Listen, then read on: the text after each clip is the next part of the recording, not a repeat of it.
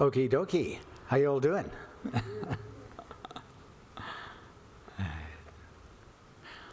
I want to take you back into old Israel today. And we need to feel it. We need to feel what it was like. You see, the problem in the modern day is that when we preach on these things, we're not there. We don't know. We don't have any connection with the society. We don't have any culture. It's a different culture altogether. But not so different, as you'll find out. I'm going to get you to turn to John, although they've got it up there. John 4. John chapter 4. We're going to start off, and this is going to be like the woman at the well, and I want us to be there. I really want us to meet this woman. I want us to be a witness to what is going on here. Right? And it's a lot more charged than what we'd think. This is a charged situation for many reasons. I'll start. When therefore the Lord knew, that's Jesus by the way, you know that, don't you? Yeah. Knew how the Pharisees had heard that Jesus made and baptized more disciples than John, though Jesus himself baptized not, but his disciples. He left Judea and departed again unto Galilee, and he must needs go through Samaria. No, he didn't needs to do nothing. He meant to do that. He had a mission. Now, you know, like, we think of missions like maybe going to India or going somewhere and organizing venues and trying to get people to come, put out posters, and no. The mission was one person. This is how the Lord Jesus operated. Just this one person was of ultimate importance. And you'll find that this one person, she thought nothing of herself. In fact, the whole town thought nothing of this lady. Which is why you'll find, as we read, that she was getting water at midday. There is so much wrong in this situation, right? There's so many difficulties in this situation. It's not a contradiction. It's just a difficult situation. Let me read. And when he cometh, he to the city of Samaria, which is also called Sychar, near to the parcel of ground that Jacob gave to his son. Difficulty number 1. Where's Sychar? Anybody?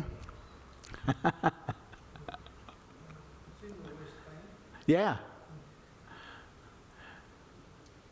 Okay. Sychar is right next to a town called Shechem.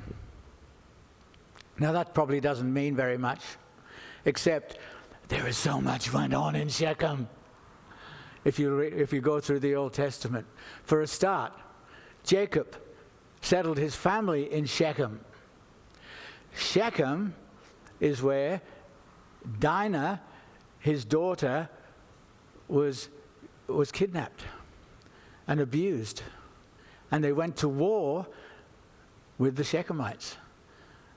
They were quite victorious. We won't go into that today. But they went to war with the Shechemites. Jacob was buried at Shechem. Rachel was buried at Shechem. Isaac was buried at Shechem. Abraham.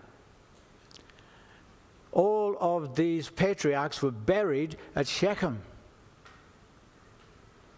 So the very fact that Samaria is now in possession of this town, which has so much cultural meaning to the Jews, for a start, is a slap in the face. So you start to understand why the Samaritans, I never used to understand this as a kid. We were sort of like told, oh, the Samaritans, you know, they're not so good, and you know, but Jesus had pity on the Samaritans. Listen, we'll find out in a minute where the Samaritans came from.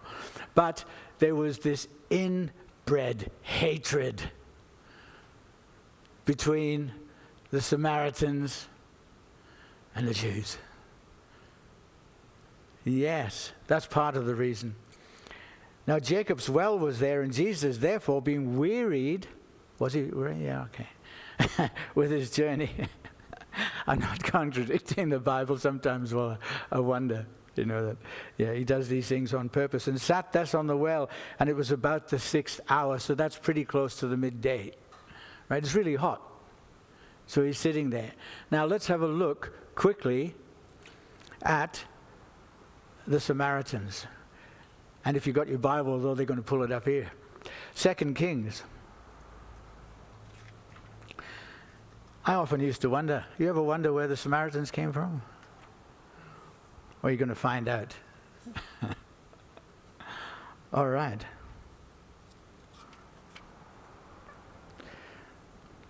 Hang on, where are we? 2 Kings 17. 2 Kings 24, sorry. Oh, 17.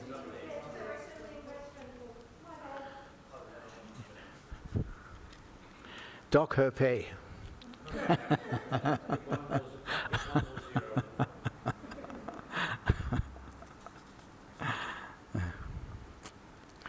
Okay.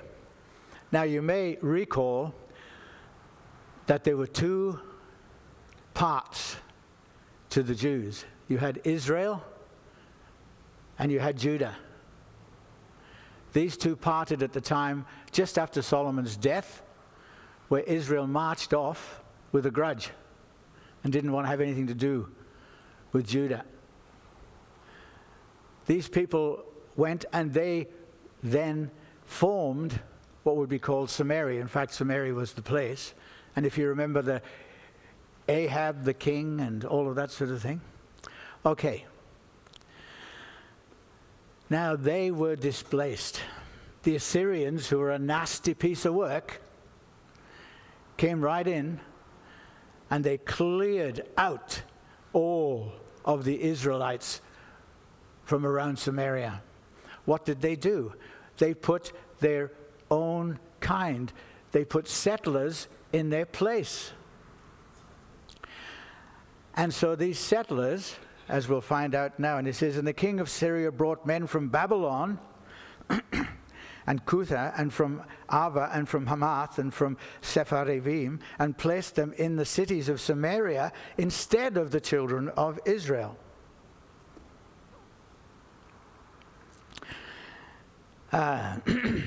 Okay, sorry, I just lost my place.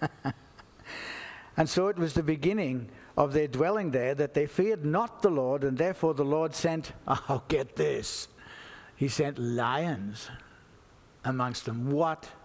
They didn't have a plague of mice or rats or caterpillars. These were dirty, great big lions, which slew some of them. And wherefore they spoke to the king of Assyria, saying, the nations which thou hast removed and placed in the cities of Samaria know not the manner of God of the land, therefore, and he hath sent lions amongst them, and behold, they slay them, because they know not the manner of the God in that land. Then the king of Assyria commanded, saying, carry thither one of the priests whom you brought thence. That's a Levite, by the way. Carry one of the priests, and let them go down and dwell there. Let them teach them the manner of God of the land. And one of the priests whom they had carried away from Samaria came and dwelt in Bethel, and taught them how they should fear the Lord. Yeah, they took it up, and not only did they take it up, but they took it up very well. They adopted the Torah. They adopted the law. And that's another sticking point that got right in the craw of the Jews, is that they pinched their religion. They nicked it. Adopted the whole thing. How irritating. Yes. So there was any number of reasons why the Samaritans were on the opposite side here. Anyway. So, now be there. This is hot. This is midday. There's nobody else around. There's just this single guy Jesus. And he's sitting on the side of the well. And there cometh a woman of Samaria to draw water. And Jesus saith to her, give me to drink. Now this is a very awkward situation. You imagine there's nobody else around. This is a woman who has been abused. This is a woman who's had a very, very difficult life. You'll find that out in a minute. And she finds herself alone with one of the members of the society that actually hates you. Wouldn't that be difficult? What is this woman going to expect? Is she going to be expected to get a mouthful, a lecture, a sermon? Maybe worse. She doesn't know. This is a charged situation. His disciples were gone away into the city to buy meat. So the woman saith unto him, how is it that thou being a Jew asketh drink of me, which one, I'm a woman of Samaria. For the Jews have no dealings with the Samaritans. So she's been very cautious here. Like, this is a drink you want, right? Okay, let's get this all clear. Why should you be asking me? Why don't you just get it yourself? And Jesus answered and said to her, if thou knewest the gift of God, and who is it that saith to thee, give me to drink, thou wouldst have asked of him, and he would have given thee living water. Very vague answer. What would happen if someone gave you an answer like that up in Maryborough here? Going to the coffee shop or something like that. Can I have a cup of coffee? Well, if you knew who you're asking for a cup of coffee, you would have got the... No, it's not an answer that's like a normal answer, right? And the woman saith unto him, Sir, thou hast nothing to draw with, have you? And the well is deep, and from whence then hast thou living water? Art thou greater than our father Jacob, which gave us the well, and drank therefore himself and his children and his cattle? So you understand that she's speaking possibly outside of her own station at this point in time, because 1, she's a woman, 2, she's a Samaritan, 3, she's on her own. There's no backup here. So she's getting quite game, if you like. And you've probably seen this. I've met plenty of, people, women, that will get, what's the Australian term for it? Smart? Okay. Start to step out, like, what do you want? Like, putting the person on the line. What do you want? And Jesus answered and said unto her, whoso drinketh of this water shall thirst again. But whosoever drinketh of the water that I shall give him shall never thirst, but the water that I shall give him shall be in him a well of water springing up into everlasting life. This starts to get more interesting for her. She's not possible. Well, I don't think she's a religious woman, by the way, at this point, right?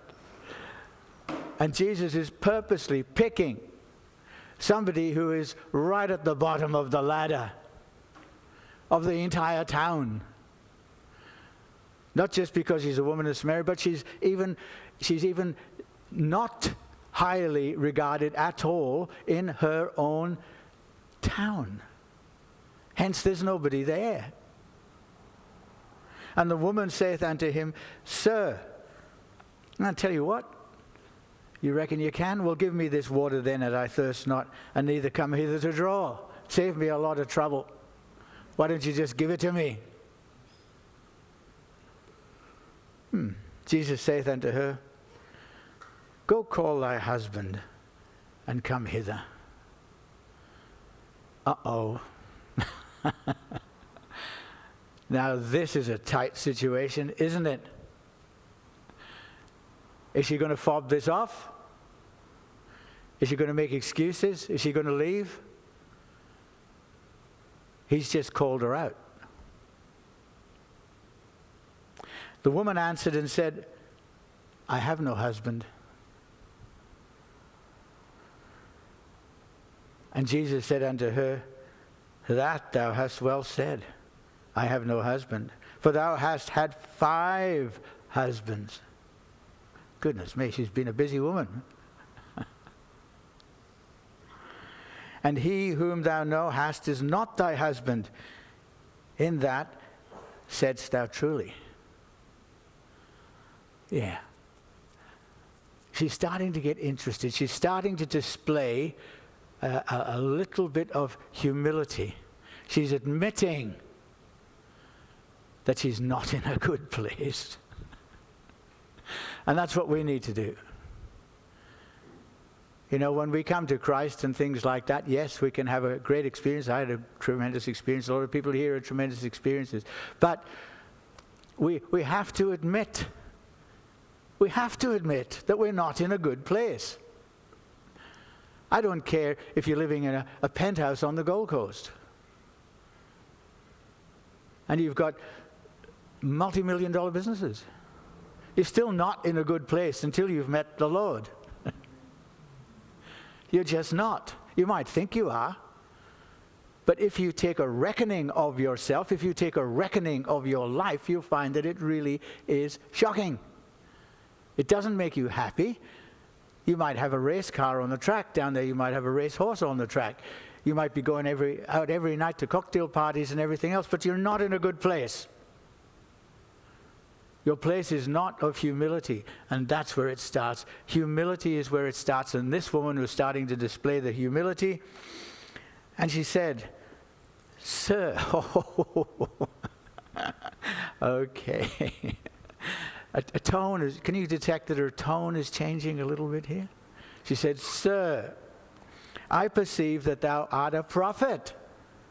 Because prophets do that sort of stuff, you know. They sort of see right into you. Our fathers worshipped in this mountain, and ye say that in Jerusalem is the place where men ought to worship. You think you're better than us, don't you? You lot. You think that you've got it. And Jesus saith unto her, Woman, believe me, the hour cometh when he shall neither in this mountain nor yet in Jerusalem worship the Father. Ye worship ye know not what. Well, truth be known too, neither did the Jews. Until you've met Jesus, you don't know what you're worshiping, because Jesus is the creator. Jesus is the origin. He is the Word manifest. People sometimes have a difficulty with that. I don't. Who you're talking with is the one that puts you together.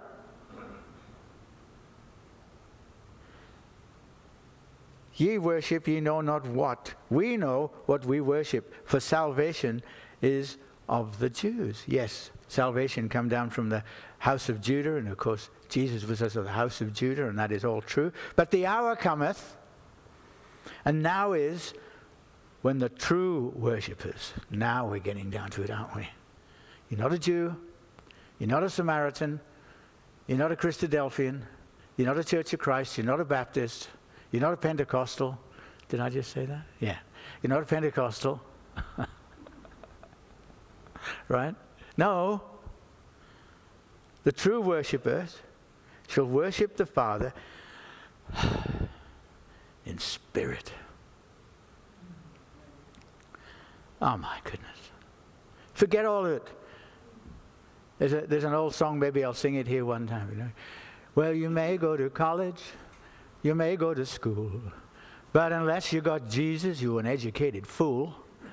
And that's all. And I tell you, that's all, because you got to have Jesus. I tell you, my friend, that's all. It is. It is. That's who I first met. I didn't know anything about churches. I didn't know anything about fellowships. I hadn't even read the Bible, not hardly ever picked up a Bible.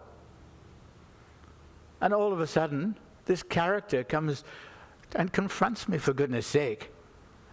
I didn't ask him to. I still wonder why he did that. But still, in spirit and truth, for the Father seeketh those, such, them, those people who worship in spirit and truth to worship him. He doesn't want law keepers. He doesn't want good Methodists. He doesn't need any more Catholics. What he wants is those to worship him in spirit and truth. God is spirit, and they that worship him must, not maybe. If you want to come into God's fellowship, you must worship him in spirit and truth. There is no other option. You can't worship him by what you wear, what you eat, where you go. You can't worship him particularly by what you believe, but you can worship him in spirit and in truth, and that is the criteria, the only criteria that will ever be, and the criteria that we'll all be judged on, by the way. Spirit and truth. And the woman saith unto him, now, she's sort of trying to hedge a little bit here, and she says, I know that the Messiah cometh, which is called Christ, and when he's come, he will tell us all things, yeah. I'll wait until then, right? Like he's not here yet, but I'll wait, okay? Oh, Jesus, it just cuts it, doesn't he? Don't you love this guy? He doesn't muck about. He goes and says unto her, and you need to take special note of this, by the way, because I believe that this Bible is absolutely correct. It doesn't have any contradictions. I've read it I don't know how many times, and I can't find any contradictions, but I am going to say right now that it's incorrect in this passage. They've translated it wrongly.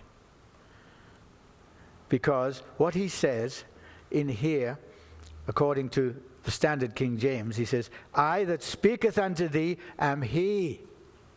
Now that's heavy enough, right? That is like in your face. But he didn't actually say that. He said, I that speaketh unto thee am. Oh. You see, the he is in italics. The he doesn't exist actually in the original. That's important actually. It had the same impact on this lowly woman who'd had 5 husbands, that is ostracized, that collects water on her own in midday, and he's confronting her like he confronted Moses. Oh my goodness. What kind of God have we got here? We've got a God who's infinitely merciful, who infinitely cares, who happens to know and practice that the lowliest are the most important. That's our God. Don't you love him for that? That just makes me swell up. When I realized, let me just share a little story with you. Like going back probably about 5 years ago, I was reading, and I read all these incredible stories and all that sort of stuff. And I said, Father, is it possible that I could see you some way? Is that possible? I would love that. Just to catch a glimpse. And no particular answer. About 2 weeks later, I was sitting in the parking lot and just waiting for my wife. And all of a sudden, as clear as a bell, he said, here I am. What Where? And my eyes focused on an elderly man struggling to put his shopping in the back of his station wagon. And I thought, hang on a minute. Yes, of course, you see. For the least that you do unto these, you do not do it to me. For the least. Well, when you see somebody, and they might be a crackhead, they might be out on fentanyl, they might be a lot of things, down and out. That's who Jesus wants. It's just too amazing. I find that difficult even to express myself. That's who he wants. And I that speaketh unto thee am. Can you imagine the atmosphere? She knew what he was talking about because she is actually versed in the Pentateuch. She knew what happened to Moses. And upon this came his disciples. Oh yeah, they're always turning up at the wrong time. Just walking in and marveled that he was talking to a woman. Oh, what? What? A single Jewish man on his own talking to a woman? That's no, that can't happen. No, that's not the law. Well, he was, and he did.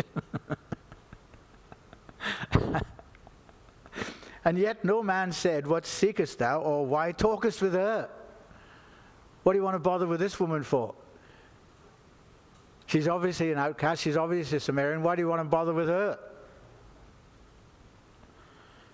Then, the woman then left her water pot. She actually left it, right?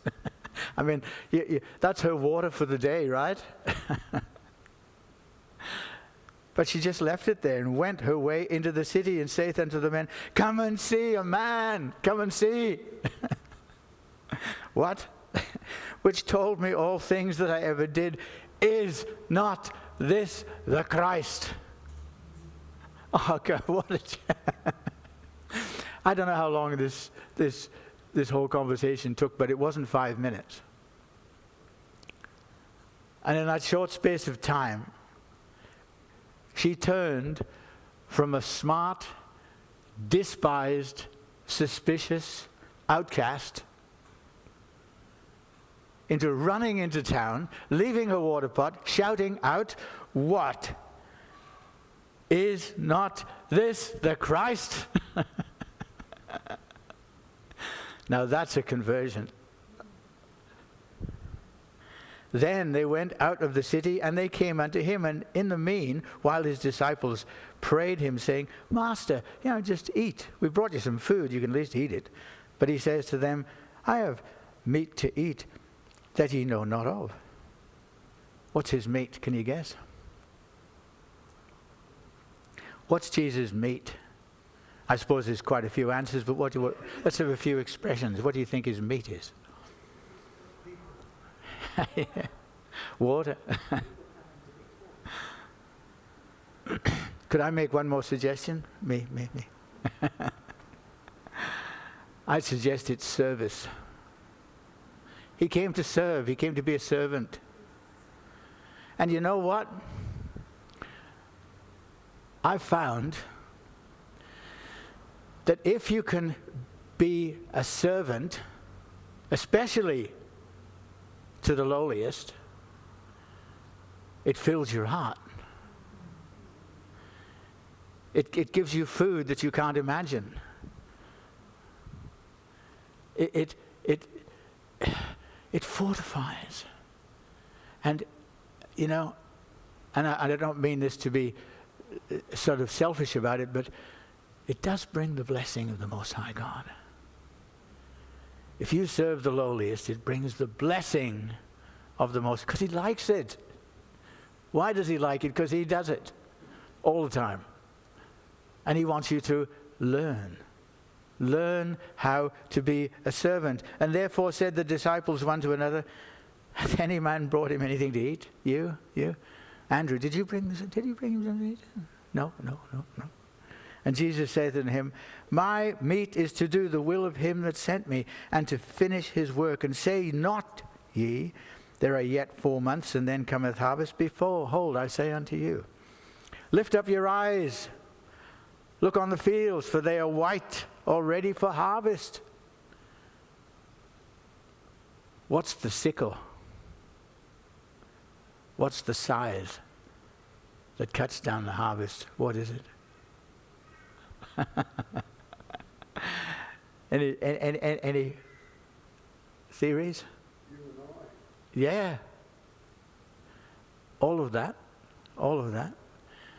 I would suggest that the sharp end, the sharpening stone of the scythe, right? The sharpening stone. And I'm sorry, I think that the church, not this particular church, but the church in whole has sort of forgotten this. They've certainly forgotten the enthusiasm. Anyway, the sharpening stone of this is those very words, is this the Christ? He is. There's no question about it. Forget about your Buddha. Forget about your Muhammad.